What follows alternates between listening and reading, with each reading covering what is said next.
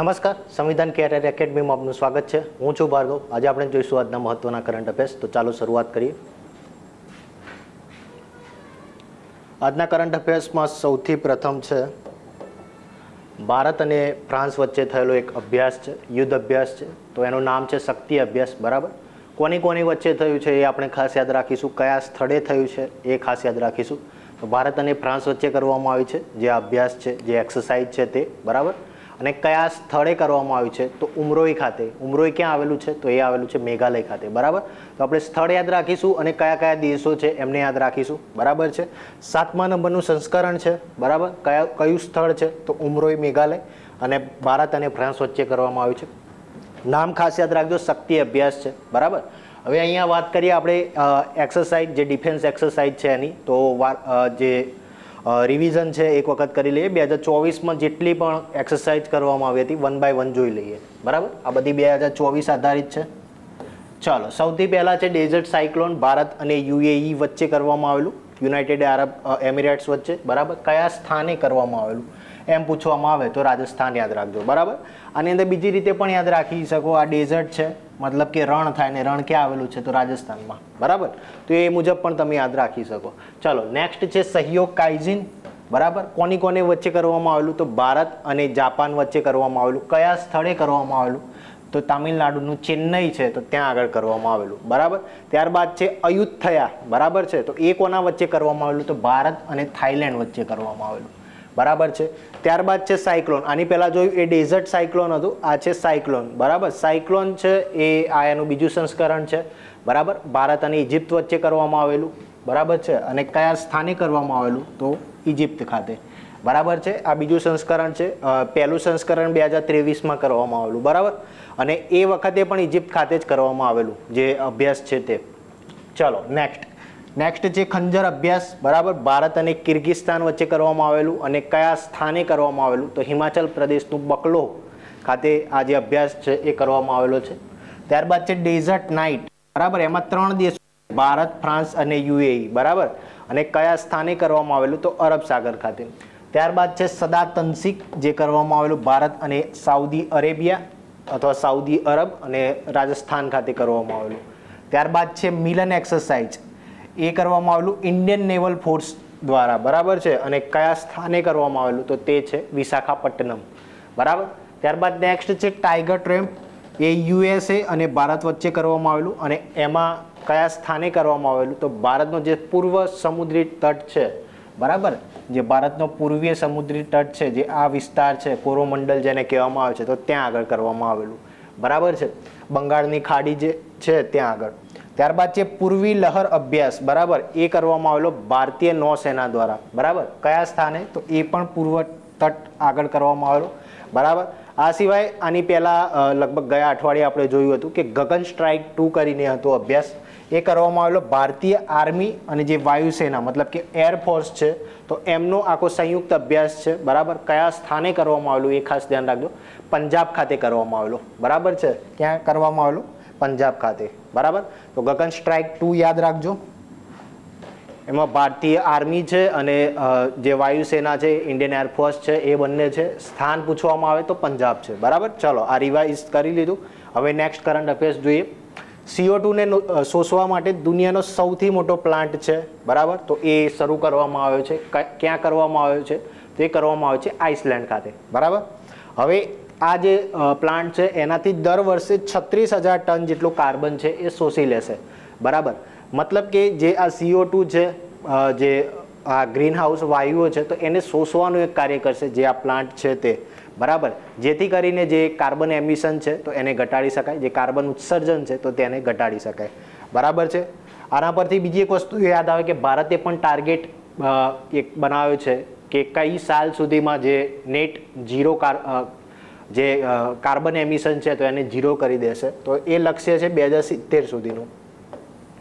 બરાબર છે, તો એક આ વસ્તુ પણ યાદ રાખજો. આ સિવાય આપણે બીજા લક્ષ્યો પણ જોયા હતા, જેમ કે TB છે તો એના માટે 2025નું લક્ષ્ય આપવામાં આવેલું.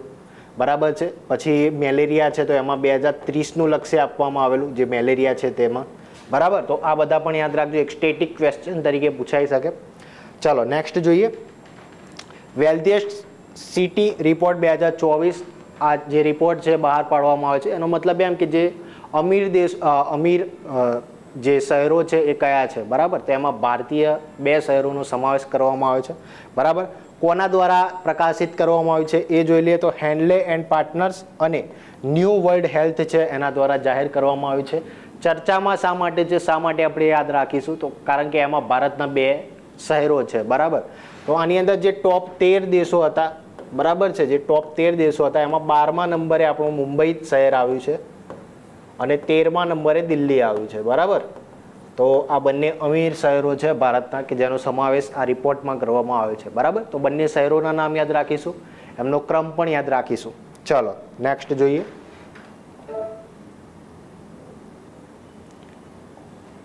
ચલો નેક્સ્ટ છે પીરુલ લાઓ પૈસે પાઓ અભિયાન, બરાબર. સૌથી પહેલા આપણે સમજીએ કે આ અભિયાન છે શું છે, બરાબર.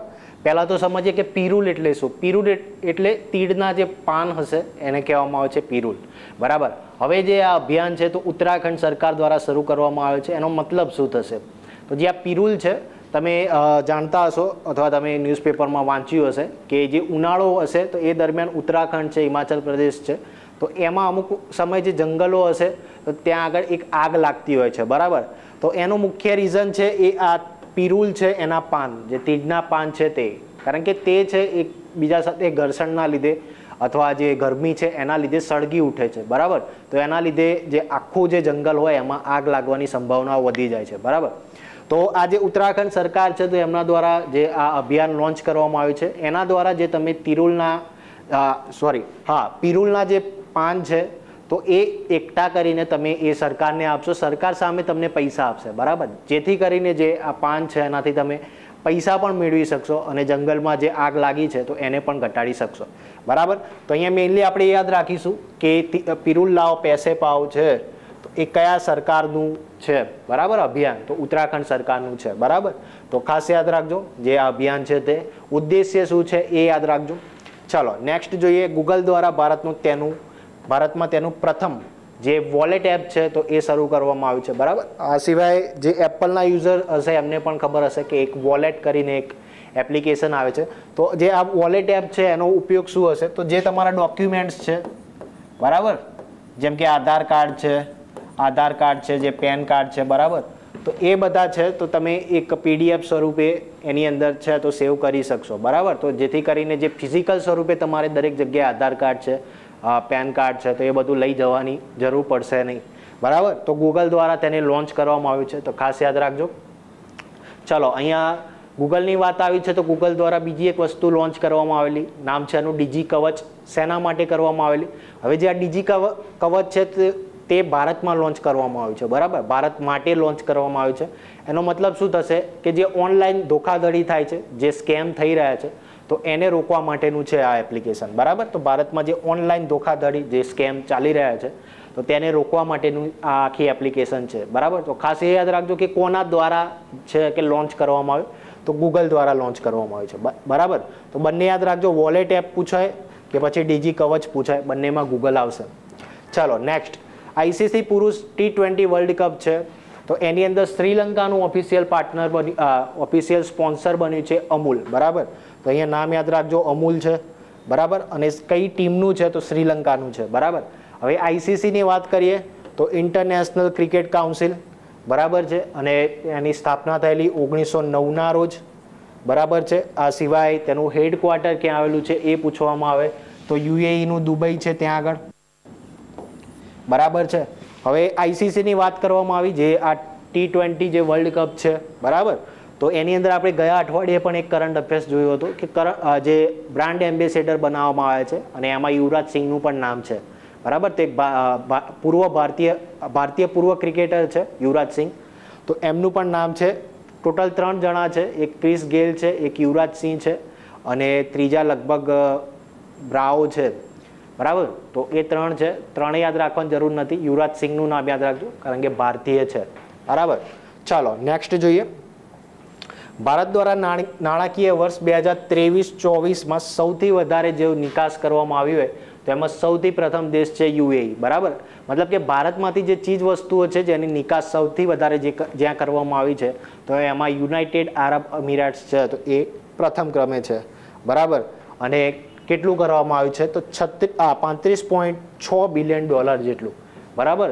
તો નિકાસમાં ભારત છે તો યુએઈમાં સૌથી વધારે નિકાસ કરે છે, બરાબર, એક્સપોર્ટ જે કહેવામાં આવે છે તે, બરાબર. તો અહીંયા આ ડેટા છે એ જ પ્રમાણેનો આપણે થોડા સમય પહેલાં એક ડેટા જોયો હતો, રિવિઝન કરી લઈએ. તો નાણાકીય વર્ષ 2023-24માં સૌથી વધારે જો ઇલેક્ટ્રોનિક્સ વસ્તુઓનું જો નિકાસ કરવામાં આવ્યું હોય તો એમાં જે તામિલનાડુ રાજ્ય છે તો એ પ્રથમ ક્રમે છે, બરાબર. ટોટલ કંઈક 33% જેટલું તેમને નિકાસ કરવામાં આવે છે, બરાબર. તો અહીંયા એ આપણે યાદ રાખીશું, કુલ નિકાસના 33% જેટલું કરવામાં આવ્યું છે. અહીંયા ખાસ યાદ રાખજો, પ્રથમ ક્રમે તામિલનાડુ છે, બીજું છે કર્ણાટક અને ત્રીજું છે યુપી, બરાબર. હવે અહીંયા બીજી જ વસ્તુ આની અંદર કહું કે જે કન્ફ્યુઝ ના થાય, તો અહીંયા વાત કરી છે આપણે ચીજ વસ્તુઓની નિકાસની, બરાબર. પરંતુ જો આપણે મૂલ્યના આધારે જો જોઈએ જે આ નિકાસ કરવામાં આવી છે તો એમાં પ્રથમ ક્રમે જો પૂછાય તો પ્રથમ ક્રમે છે ગુજરાત, બરાબર. જે ઇલેક્ટ્રોનિક્સ વસ્તુઓની વાત કરીએ છીએ તો ઇલેક્ટ્રોનિક્સ વસ્તુઓના મૂલ્યની જો વાત કરીએ તો એમાં પ્રથમ ક્રમે કોણ છે તો ગુજરાત છે, બરાબર. અને જો ચીજ વસ્તુઓ પ્રમાણે જો કહેવામાં આવશે તો એમાં પ્રથમ ક્રમે છે તામિલનાડુ. ઓકે, ચલો નેક્સ્ટ જોઈએ.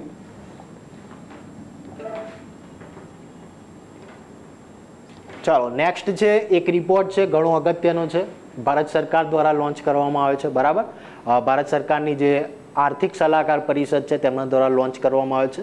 જોઈ લઈએ રિપોર્ટનું નામ શું છે તો share of religious minorities across country analysis, બરાબર છે. તો આની અંદર મુખ્યત્વે જે સાઉથ એશિયન કન્ટ્રીઝ છે તો એનો એક આખો ડેટા રજૂ કરવામાં આવે છે. કોના દ્વારા કરવામાં આવે છે તો પ્રધાનમંત્રીની જે આર્થિક સલાહકાર પરિષદ છે તો એમના દ્વારા જાહેર કરવામાં આવે છે, બરાબર. હવે આ રિપોર્ટ શું કહે છે એ સમજીએ. તો આ રિપોર્ટમાં એ ડેટા દર્શાવવામાં આવે છે કે જે દેશો છે, જે આ સાઉથ એશિયન જે મેઇનલી કન્ટ્રીઝ છે તો એની અંદર જે માઇનોરિટીઝ છે અને જે મેજોરિટીઝ છે, બરાબર, તો એ લોકોની સંખ્યામાં કેટલો ઘટાડો થયો છે અથવા કેટલો વધારો થયો છે તે, બરાબર.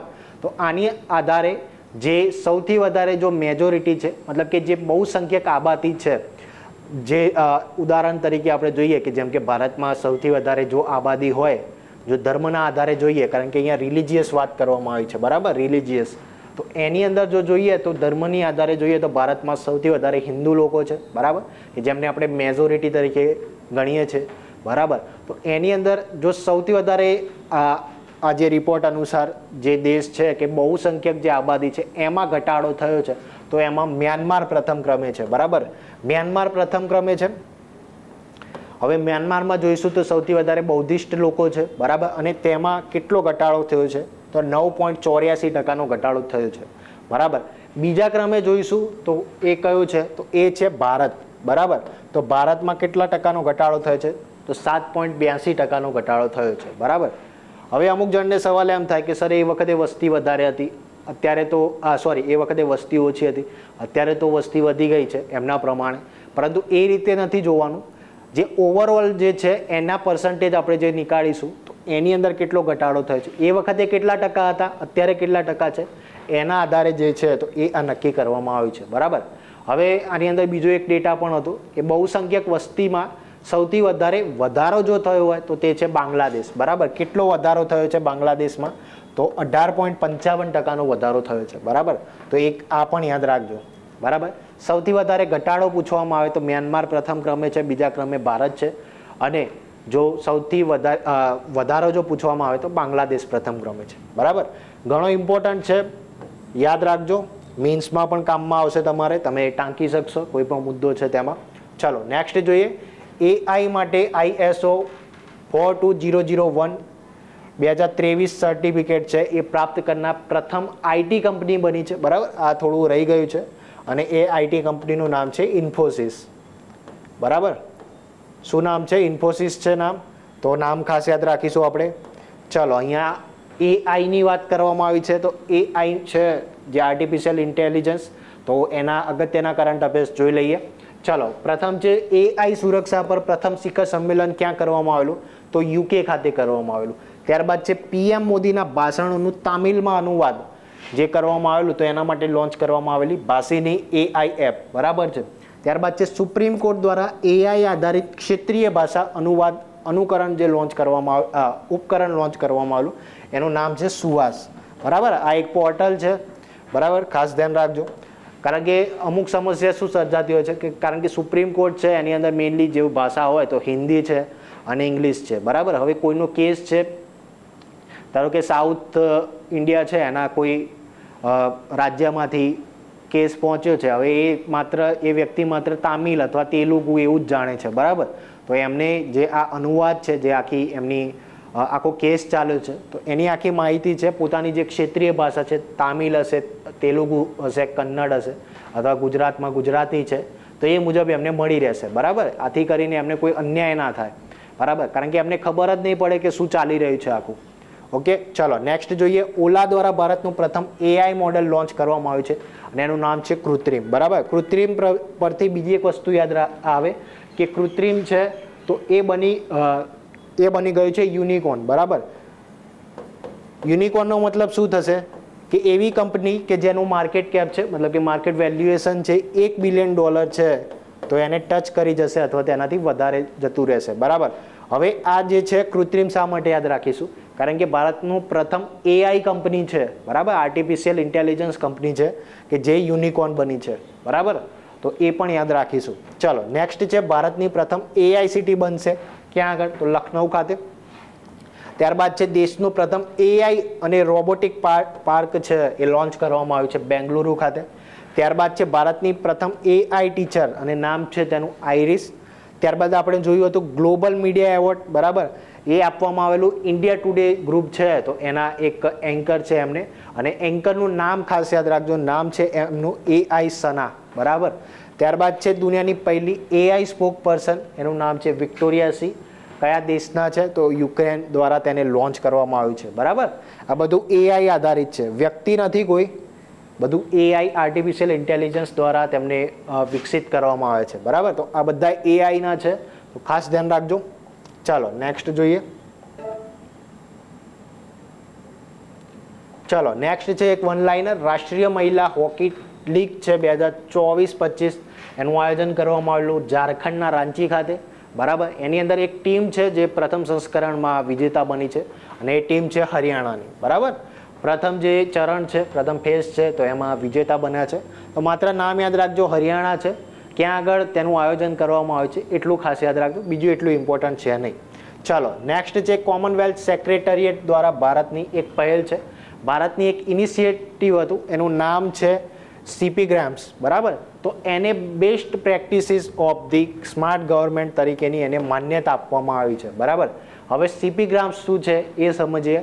તો એનું ફૂલ ફોર્મ છે centralised public grievance redress and monitoring system, બરાબર છે. મતલબ કે નાગરિકોની જે ફરિયાદો છે તો એનું નિવારણ કરવા માટેની આખી સિસ્ટમ છે, બરાબર. અને એક સ્માર્ટ ગવર્મેન્ટ, મતલબ કે જે ગવર્નન્સની આપણે વાત કરીએ છીએ, જે ડિજિટલ ગવર્મેન્ટની વાત કરીએ છીએ, તો એનું એક સિસ્ટમ છે આખી, બરાબર. તો CP ગ્રામ્સ નામ ખાસ યાદ રાખજો. ચાલો નેક્સ્ટ જોઈએ. યુરોપિયન યુનિયન દ્વારા મહિલાઓના વિરુદ્ધમાં હિંસાથી નિવારણ માટે એક પ્રથમ કાયદો પસાર કરવામાં આવ્યો છે, બરાબર. તો આ રીતનો મહિલાઓ માટેનો પ્રથમ કાયદો છે કે જે યુનાઇટેડ નેશન્સ દ્વારા જે છે તો પસાર કરવામાં આવે છે. આ કાયદામાં ખાસ યાદ રાખજો કઈ કઈ બાબતો છે એનો સમાવેશ કરવામાં આવે છે. તો જે ડોમેસ્ટિક વાયોલન્સ છે, બરાબર, જે ઘરેલું હિંસા છે, બરાબર, જે પતિ પત્ની વચ્ચે થાય છે તે, એમાં જે મહિલાઓ વિરુદ્ધ જે અત્યાચાર થાય છે તે, બરાબર. આ સિવાય જે શારીરિક અત્યાચાર થઈ રહ્યા છે તે, આના સિવાય જે ડિજિટલી જે આખી બાબત છે તો તેનો પણ સમાવેશ કરવામાં આવે છે, જેમ કે સાયબર બુલિંગ છે, સાયબર સ્ટોકિંગ છે, બરાબર. તો સાયબર ક્રાઇમ્સ છે તો એનો પણ આની અંદર સમાવેશ કરવામાં આવે છે આ કાયદા અંતર્ગત, બરાબર. તો એક આ વસ્તુ પણ યાદ રાખજો. ચાલો નેક્સ્ટ છે હોકીનો એક કપ વિશે, નામ છે એનું સુલતાન અજલાન શાહ ટ્રોફી, બરાબર. તો આ જે હોકીની રમત સાથે સંકળાયેલું છે, તો એક વસ્તુ એ યાદ રાખીશું કે હોકી સાથે સંકળાયેલું છે. વિજેતા કોણ બન્યું છે, તો પાકિસ્તાનને હરાવીને જાપાન છે તો એ વિજેતા બન્યું છે. તો ખાસ યાદ રાખજો વિજેતા કોણ છે અને કઈ રમત છે તે. ચલો નેક્સ્ટ છે ડ્રોન દીદી પ્રોજેક્ટ, બરાબર. તો મહિન્દ્રા એન્ડ મહિન્દ્રા છે એમના દ્વારા એક છે એની સાથે એક સમજૂતી કરવામાં આવી છે, નામ છે એનું ministry of skill development and entrepreneurship, બરાબર, જેને કહેવામાં આવે છે MSDE, બરાબર. તો એની સાથે સમજૂતી કરવામાં આવી છે. શેના માટે? આ ડ્રોન દીદી પ્રોજેક્ટ માટે, બરાબર. હવે જોઈએ કે ડ્રોન દીદી પ્રોજેક્ટ શું છે, બરાબર. તો આ પ્રોજેક્ટ હેઠળ જે મહિલાઓ છે બરાબર, જે સ્વ સહાયતા જૂથની જે મહિલાઓ છે જેને SHE પણ કહેવામાં આવે છે બરાબર, તો એવી જે મહિલાઓ છે તો એમના દ્વારા એક મદદ મેળવવામાં આવશે, તે લોકોને ટ્રેનિંગ આપવામાં આવશે શેની? ડ્રોનની બરાબર. હવે આ ડ્રોન છે એના દ્વારા તે લોકો જે પાક છે એની દેખરેખ રાખી શકશે, જે દવા છાંટવાનું કામ છે તો એ બધું કોણ કરશે? તો આ મહિલાઓ છે એ કરશે બરાબર. તો ઉદ્દેશ્ય શું છે? તો 1500 હું બોલ્યો તો 15,000 મહિલાઓ છે તો એમના નેતૃત્વ ધરાવતા સ્વ સહાયતા જૂથ છે કે જેને SHG કહેવામાં આવે છે, અહીંયા G આવશે બરાબર, ગ્રુપ એટલે G કહેવામાં આવશે, ને પાકની જે દેખરેખ છે, બીજની રોપણી છે અથવા દવા છાંટવા છે એ જેવા કાર્યો છે તો એના માટે ટ્રેનિંગ આપવામાં આવશે બરાબર. તો આ ખાસ યાદ રાખજો. આના દ્વારા શું કે જે મહિલાઓ છે તેમને એક રોજગારી મળી શકે બરાબર છે, એના માટેનું પ્રોજેક્ટ છે. તો ખાસ યાદ રાખજો, ડ્રોન દીદી નામ છે, કોના દ્વારા રજૂ કરવામાં આવે છે? તો મહિન્દ્રા એન્ડ મહિન્દ્રા દ્વારા બરાબર, એક મિનિસ્ટ્રી છે એની સહાયતાથી. ચલો, તો આ હતા આજના કરંટ અફેર્સ. કરંટ અફેર્સને લગતી બીજી કોઈ પણ સમસ્યા હોય તો અવશ્યથી અમારી કોમેન્ટ બોક્સમાં કોમેન્ટ કરજો. તો નવા વિડીયો સાથે ફરી એક વખત મળીશું. ધન્યવાદ.